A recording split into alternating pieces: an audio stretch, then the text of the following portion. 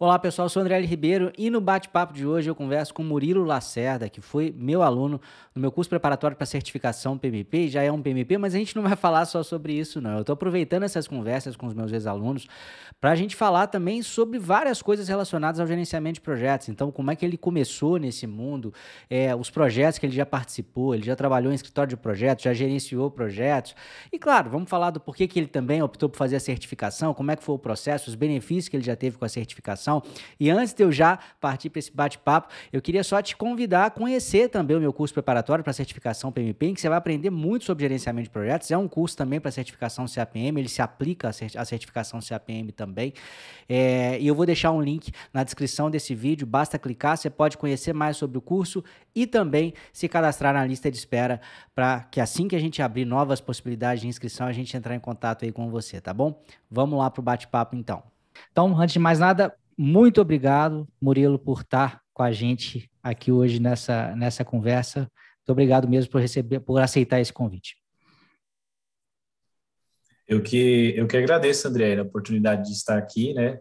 Passamos um bom período juntos aí de trocas de conhecimento e é um prazer estar aqui para poder compartilhar um pouco da trajetória.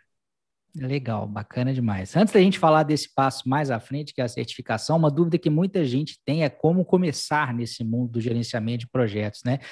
E eu queria que você falasse um pouquinho da sua história. Foi um porquê começar ou um como começar? Isso meio foi acidente, caiu no seu colo essa oportunidade ou você teve que, de uma forma deliberada, correr atrás dela? Beleza. Foi assim. Quando eu estava graduando, né, no curso de engenharia, eu tive o primeiro contato com a disciplina de gestão de projetos.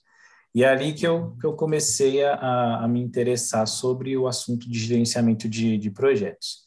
E eu terminei a graduação, eu fui para a área de melhoria de processos, né? Então, eu sempre trabalhava com mapeamento de processos e melhoria de processos.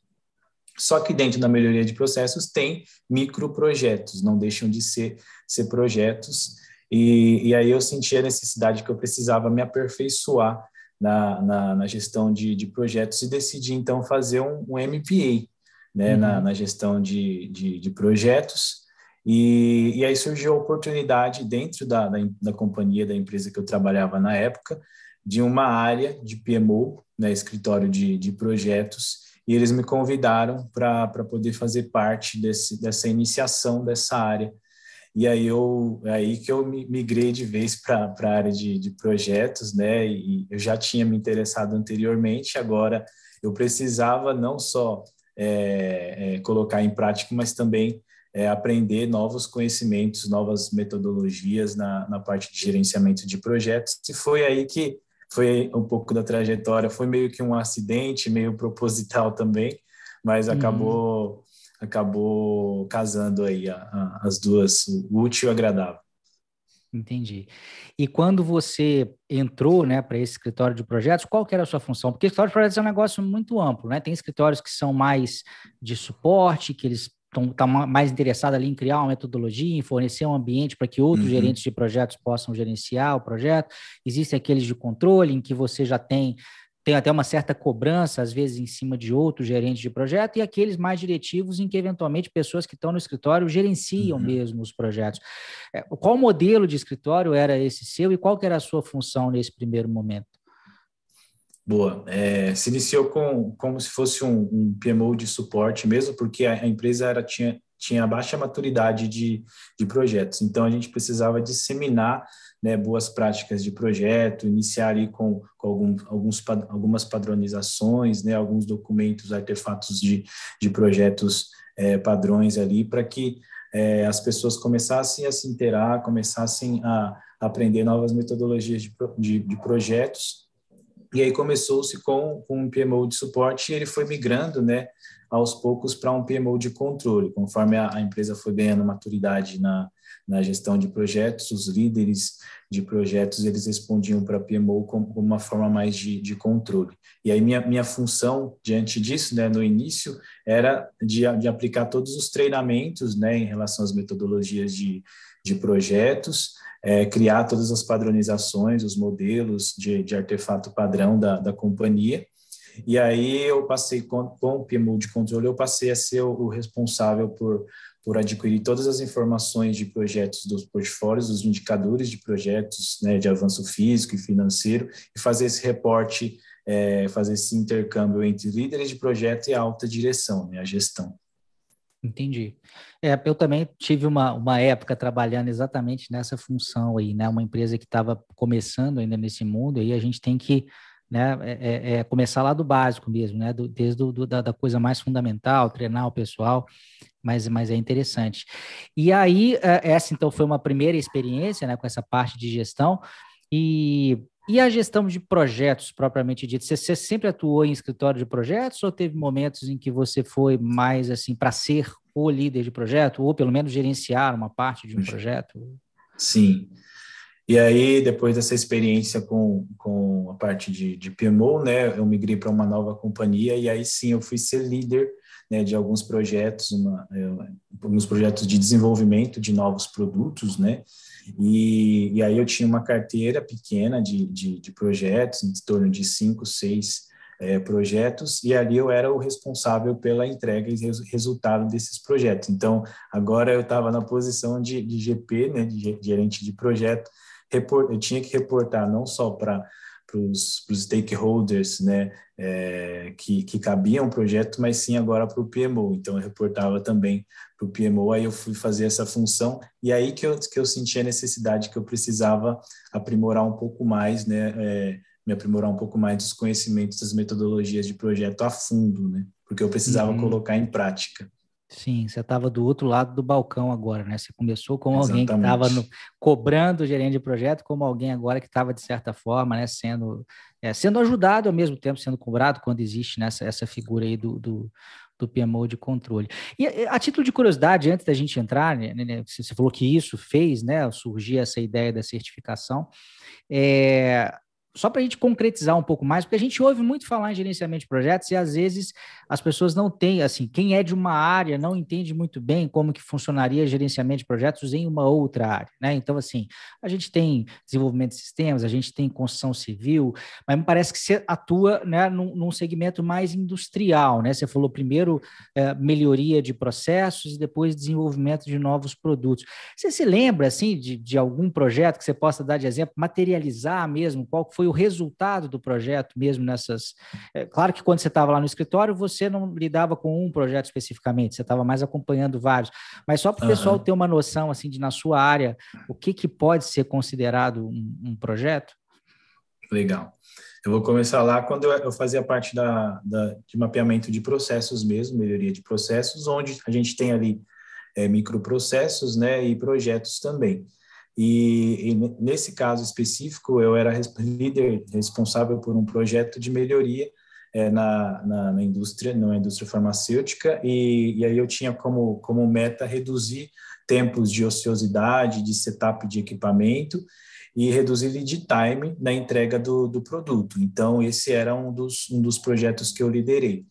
Uhum. E aí eu tive que aplicar algumas metodologias de projeto, né, e entregar um resultado final. Então, a entrega do meu projeto final era um resultado para a companhia, a empresa tinha uma meta a ser entregue em relação a essa melhoria de processos, e felizmente a gente conseguiu, né, eu e a equipe conseguimos atender as expectativas, os resultados, e até superamos em alguns equipamentos. Então, esse foi um exemplo de um projeto específico na área de melhoria. Uhum. Já quando eu fiz parte da liderança de projetos, eu participei da estruturação de um projeto bem antigo em uma das companhias que teve muitos problemas no histórico passado, mas em relação ao lançamento de um produto farmacêutico que será de muita importância para o momento, né, atual do Brasil. É um medicamento importante, né, para Uhum. o Brasil em relação à saúde, e esse é um projeto interessante porque a matéria-prima em si, ela é fabricada na Índia, né, então nós tínhamos que trazer toda a tecnologia, né, para o Brasil, tínhamos que trazer toda a expertise, né, também de fabricação, né, que acontecia lá na Índia para o Brasil. Então foi um projeto muito interessante com vários stakeholders envolvidos, onde eu tinha que ali aplicar realmente, né, a fundo o gerenciamento de projetos, e a entrega final é um novo produto, né, para o território nacional, um produto que não fabricado no Brasil, para trazer esse produto para o Brasil. O seu exemplo é bem interessante porque é isso, né? Tá numa área que talvez as pessoas nem seja uma área que tenha tanta, digo do ponto de vista do gerenciamento de projetos, tá? Porque do ponto de vista de aplicação, igual você falou, é um medicamento que, né, é uma importância vital aí para o Brasil como um todo, e é interessante ver como que por trás dessas coisas está o gerenciamento de projetos, né? Primeiro você falou de melhorar a eficiência de uma indústria, de uma fábrica, de uma planta, depois falou de criar um produto farmacêutico, então vai muito além dos exemplos que talvez a maioria conheça, né? Eu diria que praticamente todas as áreas, se você aprofundar um pouquinho ali, você vai entender que são executados projetos mesmo, seus exemplos são muito legais, igual você falou, especialmente nesse momento que a gente viveu uma crise, né, mundial que tem a ver com saúde, né, a gente vê a importância disso, e também não é só a questão, digamos, da tecnológica ali, né, teve toda uma questão logística que você teve que lidar, né, outros Sim. países envolvidos, né, então é bem interessante mesmo. Legal. E aí você disse que quando você assumiu essa outra posição, né, você viu aí a necessidade de se aprofundar e começou a pensar na certificação. Você comentou também que tinha feito já um MBA, né, na área de gerenciamento de projetos. Isso. Você viu a certificação mais como um aprofundador de conhecimento ou também como algo que poderia te trazer uma visibilidade maior? Qual foi o seu driver fundamental? Que você já tinha falado da busca por conhecimento, mas só para entender melhor aí. Foi interessante que no início, né, eu não tinha conhecimento sobre a certificação, eu pensava que só tinha MBA ou pós-graduação na área de gerenciamento de projeto, e eu fui conhecendo um pouco mais das certificações na MBA, né, no curso, fui conhecendo um pouco mais das metodologias a fundo. E aí, né, os professores sempre estavam ali falando que era importante ter a certificação para o mercado, para o próprio conhecimento também, né, e por visibilidade também, e demonstrar que você é um expert na área de projetos também. A certificação te dá, né, essa visibilidade, né. E aí eu comecei a estudar um pouco mais a fundo, né, o que era a certificação, o que era o PMBOK, e aí eu descobri que não é só a certificação, tem todo um conhecimento por trás, né, da certificação que garante que você seja certificado. E esse conhecimento tem que ser demonstrado, inclusive, né, em alguns processos para tirar a certificação. E assim, isso começou a me gerar essa curiosidade. E aí eu tomei a iniciativa, né, de realmente me preparar para poder tirar a certificação. Legal, bacana. Então, você seguiu um caminho de, né, fazer primeiro o MBA, depois a certificação. Esse não é o único caminho, mas é um caminho, né? Em especial, às vezes, quando você não está trabalhando diretamente com projetos. O MBA é até interessante, que pode te dar uma bagagem, mas não é o único caminho. Eventualmente, tem pessoas que já estão trabalhando, já têm experiência e já podem partir, né, diretamente para a certificação. E aí, o período de preparação, né? Aí, quando você começou a fazer o curso, como é que é? Estudou muito? Foi muito corrido? O que o pessoal pode esperar? Levou quanto tempo a sua preparação? Levou 4 meses. 4 meses. É um tempo que eu julgo ótimo mesmo, né? O nosso curso tem 3 meses, ali fica mais um mês ali para dar uma revisada, né? Para dar uma garantida. Legal. E passou de primeira? Passei de primeira.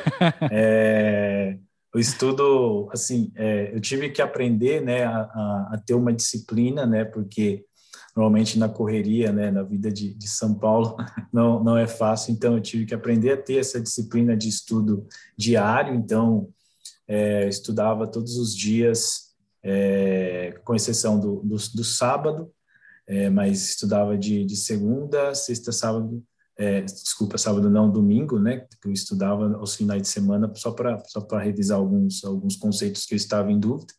Estudava sempre na parte do horário de almoço e quando eu chegava em casa no período noturno. Né? Então, eu pratiquei isso durante esses 4 meses, fui fiel aí a essa disciplina, né, de estudos, com uma carga horária diária a ser cumprida, com objetivos também diários a serem cumpridos, e e assim, foi bem interessante para mim, né, essa experiência, porque eu nunca tinha tido essa iniciativa de poder me esforçar para estudar tanto, né? Então, normalmente a gente, no curso, você vai, né, presencialmente, recebe o conhecimento, mas é uma iniciativa que depende também muito, né, de si mesmo, do esforço, da dedicação, da disciplina. E eu levei isso não só no momento da certificação, mas para a vida, né? Agora eu consigo aplicar o mesmo que eu aprendi nessa disciplina, né? Para conceitos da própria vida profissional e pessoal também. É legal. A rotina de estudos ela é fundamental, né? E não necessariamente, às vezes as pessoas ficam achando assim, nossa, mas eu vou ter que estudar todos os dias da semana, 3 horas por dia. Não é isso. Não é que você tem que estudar muito todo dia. Mas é interessante ter uma rotina que você siga, igual você falou, Sim. né? Você pegava um pedacinho ali no almoço, um pouquinho de noite, né? E conseguia ali, mantendo essa consistência, conseguiu, né? No resultado de cara aí Uhum. de primeira. E lá no curso, o que que você poderia dizer assim que mais te ajudou? Se você tivesse que destacar uma coisa específica, uma funcionalidade específica lá. Olha, assim, o que ficou gravado bastante em minha mente, eu sou muito de exemplos, né? Então, no curso, no treinamento, você dava muitos exemplos, né, de projetos na prática mesmo. E isso ficava gravado e eu fui começando a associar, né, isso no decorrer dos simulados, né, e Uhum. me ajudou bastante. Então, essa questão dos exemplos, para mim, é primordial, me ajuda muito, né? Me facilita a parte teórica, porque o PMBOK não é simples, né? Para ser compreendido, para ser entendido, e a forma como isso é passado, né? Essa tradução que acontece do PMBOK para transmitir o conhecimento através de exemplos, é uma forma que me chamou muito a atenção e me fez captar e guardar o conhecimento. E não só como eu falei, não só para tirar a certificação, mas hoje eu consigo usar muitos exemplos, né? Tenho as anotações no caderno e eu levo eles para onde eu vou e consigo lá resgatar através dos exemplos práticos e consigo aplicar no meu dia a dia também. Sim. Isso foi uma coisa que a gente sempre fez muita questão aqui. Tem gente que até me pergunta assim, pô, o seu curso é preparatório para certificação, eu vou ensinar gerenciamento de projetos. Eu sempre vejo que na minha cabeça não dá para dissociar uma coisa com a outra, né? Assim, claro, a gente tem o foco, a gente vai te fazer passar, mas eu não quero só fazer passar. É importante que você aprenda. E os exemplos, acho que tem muito. O fato do exame PMP ser cada vez mais situacional, acho que força também a gente, né, ter uma postura de ir mais para a prática, de ir mais para a concretude, e esse é até um motivo pelo qual eu me recuso ainda, pode ser que no futuro isso mude, mas o meu curso para PMP e CAPM é o mesmo, porque apesar da prova do exame CAPM ser mais conceitual, ele não ser tão situacional, eu acho que esses exemplos ajudam a pessoa a entender e acaba ficando um curso mais interessante. Eu diria que se eu tivesse que fazer um curso específico para CAPM hoje, ele teria que ser um curso pior. E para que eu vou fazer um curso pior? Só para, dado que eu tenho um que é melhor e que pode ser oferecido, não faz muito sentido, né? A metodologia, você chegou a ter tempo de estudar, a tua aprendizagem, chegou a aplicar alguma coisa, ou você seguiu uma estrutura de estudo sua mesmo? Não, eu segui, primeiro eu fiz o turbo aprendizagem, né, e aí eu segui a disciplina conforme o turbo aprendizagem. Isso foi primordial, né, para mim que Uhum. não tinha essa prática, essa disciplina, foi primordial. Conversei com a minha esposa, né, para explicar como que ia ser a sequência de estudos. Ela entendeu, deu total apoio, né? É muito importante ter o apoio, né, da família, né? Porque às vezes as pessoas têm filhos, têm esposa em casa, Uhum, sem recebem dúvida. visitas, então é preciso esse momento de dedicação em si, mas não que isso impeça de depois, num momento livre, a gente curtir, né? Uhum, Então, eu acho que é isso. Acho que sim. isso fez a diferença, né? O turbo aprendizagem para mim foi primordial. Primeiro, eu até assisti 2 vezes, Inclusive, Ah, que massa. eu uso o conceito dele porque eu sou líder de jovens também, né? Eu uso conceitos do curso para ensinar os jovens também. Então, para mim, serviu para a vida.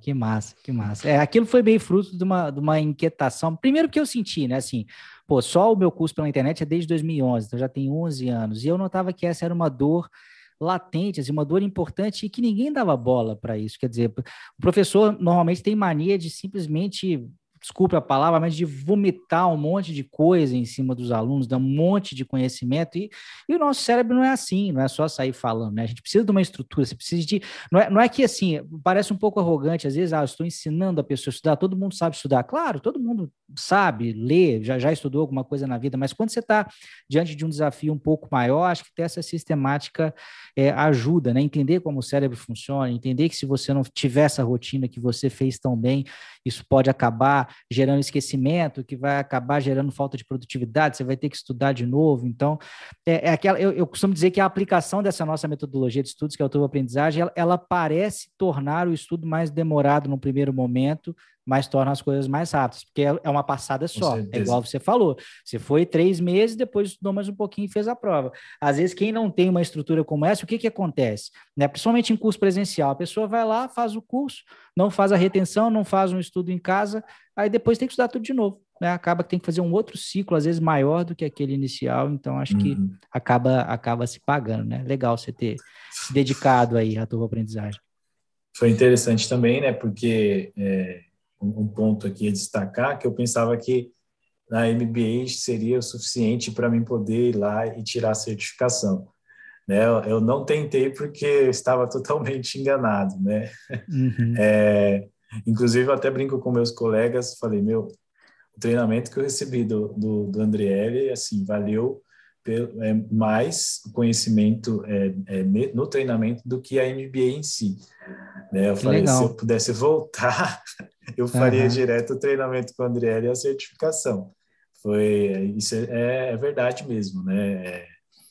Não sei, parece que a forma, né, que foi passada ficou gravada mais, né, na minha mente. Eu pude aplicar isso do que no próprio curso do MBA. Não que não foi importante sim, conheci Uhum. pessoas importantes, fiz network importantes, né, mas em relação a conhecimento em si, foi muito maior com o treinamento, né, do que a MBA. Legal. Bom demais ouvir isso.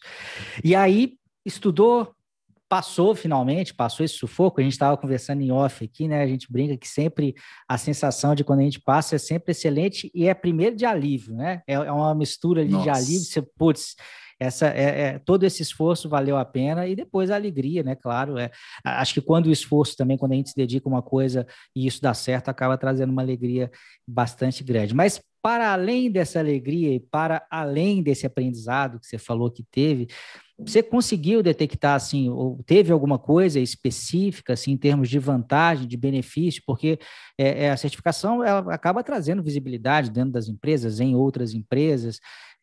Você poderia destacar alguma coisa que você teve de benefício, assim, que logo Uhum. após fazer, ou um Sim, pouco depois de fazer a certificação?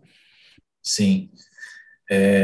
Logo na minha empresa que eu estava na época, eu tive a oportunidade de passar para um cargo dentro da área de projetos, né, dentro da companhia, e eu tive que fazer o processo seletivo interno, concorrendo com outras pessoas, e a certificação chamou a atenção do gestor da área, né, porque ele também Uhum, é certificado. E ele falou, olha que legal, né? Se você vir para a área, vai ser só eu e você com certificados, né? Então, é muito uhum, interessante para mim. Então, primeiro foi de cara essa oportunidade, né? E em segundo, até me surpreendeu em relação ao convite, né? De entrevistas, de processos seletivos. É, com certeza tem ligação, né? Porque eu tive um aumento aí de 30% a 50% Poxa, de contatos, né, para receber entrevistas e participar de processos seletivos. Então, eu até estava recusando, né? Todo mês aparecia duas, uma. que massa. Achei bem impressionante mesmo. E hoje também o que eu vejo em algumas vagas é que eles exigem praticamente, né, a certificação, principalmente na área de projetos. É muito importante que você tenha um diferencial muito grande. Algumas empresas consideram até obrigatório, né, Uhum. a certificação, e algumas colocam como desejável, mas em todas as áreas ali que eles me chamaram para fazer o processo seletivo, está lá a certificação PMP. Então, eu acho que foi só benefícios para mim.